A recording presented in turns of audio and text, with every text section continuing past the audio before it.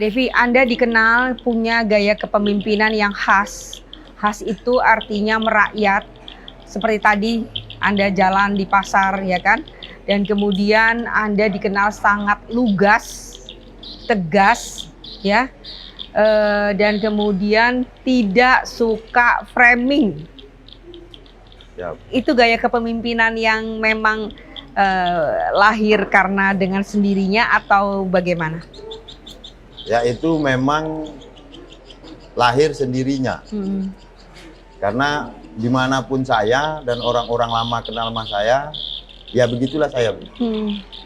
Terutama jabatan publik. Kita politisi ini ketika mau negara gini. Negara sebenarnya ngajarin politisi dari proses awal, Anda harus turun ke lapangan, jual diri Anda bahwa Anda melalui visi dan misi Anda bagus. Benar. Betul?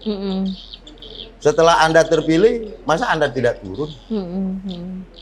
Yang diuruskan mereka, yang di bawah. Nah, jadi, negara ini sudah mengajarin kami politisi. Anda turun ke lapangan, ketahui apa masalah, dan bantu masalah tersebut.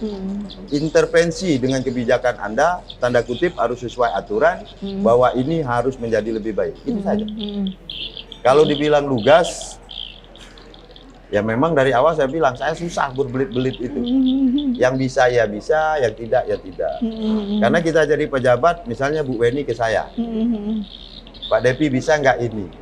Padahal saya tahu bahwa itu tidak bisa. Ya kenapa nggak dijawab aja dengan segala hormat, nggak bisa. Kalau saya bilang nanti, ya Bu Weni, ya. Kan saya punya tanggung jawab lagi. Harus ketemu Bu Weni untuk menjawab.